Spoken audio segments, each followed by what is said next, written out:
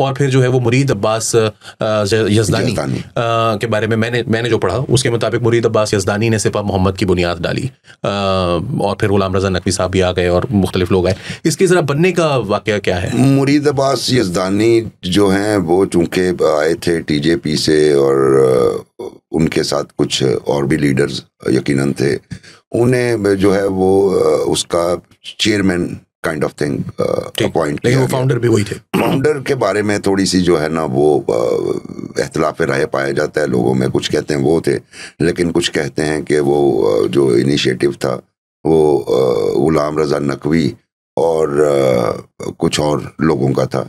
उनको चूंकि वो आए थे तो इसलिए उनके कद के मुताबिक उन्हें एक ओहदा दे दिया गया। और बाद में फिर मज़े की बात यह है कि उनके आपसी इख्तिलाफ भी हो गए, वो हम बाद में डिस्कस करेंगे। लेकिन ये अभी भी बहस तलब है कि वो फाउंडर थे या नहीं थे, और अगर थे तो कैसे। इसके पीछे भी कंस्पिरेसी थियरी ये है, कंस्पिरेसी थियरी तो नहीं, बाद में चीज़ों ने साबित भी किया कि शायद कंस्पिरेसी ही थी वो। हाँ, कि हमारी बुनियादी तौर पे ये स्पाई मोहम्मद का क़याम, चूँकि हमारी 2 इंटेलिजेंस एजेंसीज थी, उनमें से एक जो है उस वक्त तक स्पाई साहबा को काफ़ी सपोर्ट कर रही थी, तो फिर उसके बैलेंसिंग एक्ट के तौर पे दूसरी ने सिपाही मोहम्मद को क़याम में लाने में हेल्प भी किया और फिर कुछ अर्सा तक उसे सपोर्ट भी करते रहे। ठीक, अभी हम उधर आते हैं। पहले ज़रा आप मुझे ये बताइए कि फाउंडिंग जो इसका पहली मर्तबा मंजर आम पर आना सिपा मोहम्मद का ठोकर न्याज़ बेग में ये सामने आया, या उससे पहले कोई कभी उन्होंने अपनी अनवेलिंग सेरेमनी भी जो है वो कौन सी है? ये दो इंसिडेंट्स हैं, वो मैं आपको बताता हूँ। सबसे पहला तो ये कि इत्तलात मिलती थी कि जनाब वहाँ पे कुछ गुफ्तगू हो रही है, लेकिन कब वो क्या हो रही है ये हमें पता नहीं था चलता। सडनली ये वादत रोड पे भेकेवाल मोड़ पे बड़ी इमाम बारगाह है कसरेली, वहाँ पे एक एनुअल शिया जो यहाँ से हमारे से चंद ऑलमोस्ट वॉकिंग डिस्टेंस पे, वहाँ पे एक बड़ी मजलिस हुआ करती, जो साइंस कॉलेज वादत रोड के साथ जो गोल्डन टॉम के साथ वाली। बिल्कुल मैं समझ गया। हाँ, उसमें एक बड़ी मजलिस होती थी और सडनली वहाँ पे क्या हुआ कि मजलिस पे एक इनके अल्लामा मुनव्वर बासलवी हुआ करते थे। ठीक, वो स्टेज पे नमूदार हुए, उनके हाथ में एक पोस्टर था स्पाई मोहम्मद पाकिस्तान का, और ये पहली उनकी जो थी रूनुमाई थी, और उन्होंने पोस्टर हाथ में पकड़ के कहा कि हमने स्पाई मोहम्मद का क़याम कर दिया है और हमारा जो मकसद है वो कोई मकसद ऐसा नहीं कि हम किसी को टारगेट करें, लेकिन हम आज़म तारिक को नहीं छोड़ेंगे। आज़म तारिक को नहीं छोड़ेंगे, मौलाना आज़म तारिक जंगवी वाले जो हाँ स्पाई साहब उन्हें नहीं छोड़ेंगे, चूंकि उन्होंने इमाम मेहदी की शान में गुस्ताखी की है। उनकी कोई स्पीच उन्होंने वो उसके कोई फिक्रे जो है वो सुनाए वहाँ पे, और कहा कि ये हमारा मकसद है और इसके लिए जो है ना हमें कौम के ताउन की ज़रूरत है। उनको बड़ा वहाँ पे अप्रिशिएट किया गया। अप्रिशिएट करने की रीज़न मैंने आपको बता दी कि शियाइट की टारगेटिंग हो रही थी, बड़े बड़े मामला हो रहे थे उस वक्त तक। वो ईरानियन जो कौंसल जनरल थे सादिक गंजी, उनका असैसिनेशन भी हो चुका था। और मजे, अच्छा, ये पिछले प्रोग्राम में हमने डिस्कस किया है सादिक गंजी साहब का असैसिनेशन। हाँ, और उसमें आपको मैं एक बात बताऊं, हक नवाज जंगवी के असैसिनेशन के बाद सादिक गंजी का असैसिनेशन हुआ, और मैं आपको यानी मेरी बाकायदा दुख भी हुआ और मुझे मतलब हैरत भी हुई कि वो जो रिएक्शनरी हुए सिपाही साहबा के लोग, लश्कर जंगवी के लोग जिन्होंने टारगेट किया, वो एक, इससे हमारे क्वेश्चन मार्क आता है पुलिस पे बहुत बड़ा, और आप इसको वेरीफाई भी कर सकते हैं कि वो एक स्पेशल ब्रांच की रिपोर्ट थी जिसमें उसने लिखा, जो भी छोटा ये ऐसे ही था, कि जो हक नवाज जंगवी का असैसिनेशन है उसके लिए वेपन्स सादिक गंजी अपनी गाड़ी में जंग में लेके जाके हवाले करके आया। अच्छा, और इसको जब इन्वेस्टिगेट किया तो एक जर्रा बराबर भी एविडेंस नहीं मिली बाद वाले दिनों में। तो यानी उसने बैठे हुए किस फ्रेम ऑफ माइंड में रिपोर्ट लिखी, क्यों लिखी, जिसके नतीजे में इतना बड़ा एक हमारा डिप्लोमेटिक क्राइसिस भी हुआ, लेकिन उस काउंटर प्रोडक्टिव हुई वो रिपोर्ट। उसका नतीजा क्या निकला कि ईरान ने फिर मजीद अपनी एफर्ट्स डबल कर दी पाकिस्तान में कुछ ग्रुप्स को सपोर्ट करने में, जब उनके अपना एक यहाँ पे कौंसल जनरल हुआ। लेकिन उसके पीछे मैं सिर्फ यही कह रहा हूँ कि वो एक irresponsible report by special branch.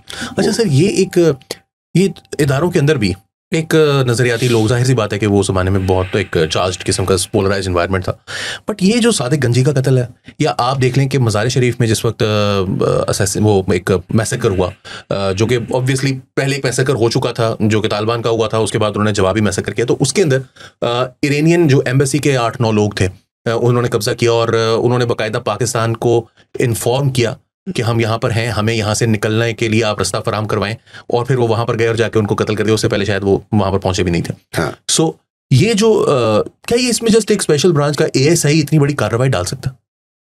अच्छा, वो कार्रवाई उसने रिपोर्ट तो लिखी, लेकिन वो रिपोर्ट जो है वो सिपाही साहबा के लोगों के हत्थे चढ़ गई और उन्होंने ये मतलब ये अजीबोगरीब बात लगती है ना कि एक ASI एक बात लिख दे और फिर इतनी बढ़ जाए वो बात। यही मसला है। हमारे यहाँ माजी में ट्रेनिंग नहीं हुआ करती थी, हाउ टू वेरीफाई फैक्ट्स। आप गए हैं, किसी ने आपसे झूठ बोल दिया तो आपने वो भी नोट्स में ले लिया है, और जब आपका पे प्रेशर आया तो आपने अब रिपोर्ट लिखनी है, तो जो आपके पास है आपने लिख दिया, उसको वेरीफाई किए। माजी में ये प्रैक्टिस बड़ी कॉमन रही है, इसीलिए पुलिस की इन्वेस्टिगेशन जो है वो फॉल्टी आज तक वो एक प्रॉब्लम है। तो रिस्पॉन्सिबिलिटी तो आज तक चल रही है, लेकिन वो बहरहाल अपनी जगह पे एक बहुत बड़ा वो क्राइसिस उसके नतीजे में आया, तो वो ये था अपनी जगह पे, और ये वेरीफाइड है जो मैं आपको बता रहा हूँ। ठीक, ये वेरीफाइड है। अच्छा, अब आ गए ये जो साहब थे, इन्होंने एक मैं आपको कि मुनव्वर अलवी ने वहाँ पे ऐलान किया कि हम मौलाना आजम तारिक को नहीं छोड़ेंगे, और जो उस दिन वहाँ पे कम से कम 25 से 30 कम से कम लोग मौजूद थे जिनके पास वेपन्स थे। अच्छा, वेपन्स वो जब देखे तो वो कोई सोफिस्टिकेटेड नहीं थे, उनमें मैक्सिमम जो है ना आपके पास पंप एक्शन गन, और उसके बाद वो काइंड ऑफ 222 AK-47 एक आध नजर आई, कार्बाइन्स, ठीक है, जिसका मतलब ये था कि वो वेपन उनके पास थे, लेकिन अगर दूसरी तरफ भी वेपन हो तो मुकाबला कोई नहीं था। अलबत्ता उसके बाद जो सेकंड उनका शो था, वो मैं चूंकि एज अ जर्नलिस्ट उसे कवर करने गया था, मोची दरवाजा में था। ठीक, मोची दरवाजा में सिपाही मोहम्मद ने कांग्रीगेशन, जो कि एक हेवीली शिया पॉपुलेशन, जहाँ पर बाहर मोची दरवाजा ग्राउंड, जो अच्छा मशहूर मोची दरवाजा ग्राउंड, अच्छा, वहां पे रखने की वजह ये थी कि अंदरून जो मोहल्ला शिया अंदर मौजूद है, वहां से उन्हें मैसिव सपोर्ट मिलती थी और मिल सकती थी, इसलिए मोची दरवाजे में रखा। काफी अफराद उधर गए, और अब वहाँ पे हमने देखा कि पुलिस बहुत ज़्यादा तादाद में मौजूद है, इंटेलिजेंस एजेंसीज बहुत ज़्यादा तादाद में मौजूद हैं।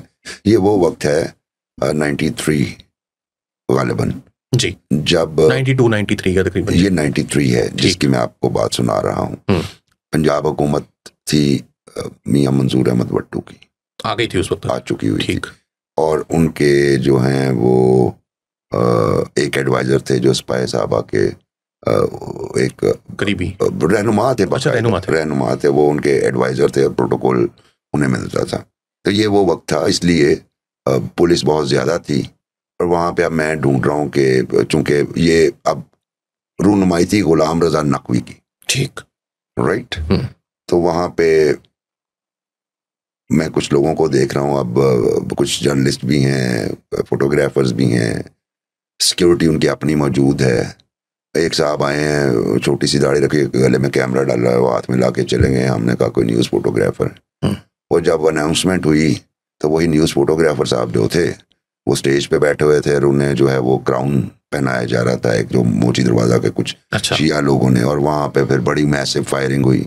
और उस दिन वेपन्स भी हमें वेपन्स भी जो है इम्प्रोवाइज्ड नजर आए, यानी वो पहली कॉल के बाद के सपोर्ट कीजिए, उसके बाद वेपन्स जो हैं वो सोफिस्टिकेटेड होते हुए हमें नजर आए। ये पहली रूनुमाई थी, और उसके बाद लोगों ने TJP या TNFJ से हट के, या जो ISO थी और एक और ISO से एफिलिएटेड जमात बनी थी पासबान जी, उसकी बजाय जो अफेक्टेड फैमिलीज थी उन्होंने सिपाही मोहम्मद की तरफ देखना शुरू कर दिया। अच्छा, उसका इम्पैक्ट ये भी हुआ कि वो थोड़ी सी हमने महसूस की कि खौफ की फिजा जो है पाकिस्तानी मुआशरे में, पहले तो एक तरफा ट्रैफिक चल रही थी ना, लेकिन उस वक्त वो फिर दो तरफा हो गई, क्योंकि फिर ये भी होना शुरू हुआ, जो वेव खौफनाक उसके बाद आई है वो बड़ी टेरिबल थी। यानी सुबह को एक अगर सुन्नी को मारा जा रहा है, शाम को शिया है, सुबह शिया है, शाम को सुन्नी है। उसके बाद अगर किसी एक मजलिस पे अटैक हुआ है तो जो अभी तौर पर किसी मदरसे या मस्जिद पे भी अटैक हुआ है। सो ये वाली जो खौफनाक सीन था ये उस दौरान उसके बाद फिर जारी हुआ।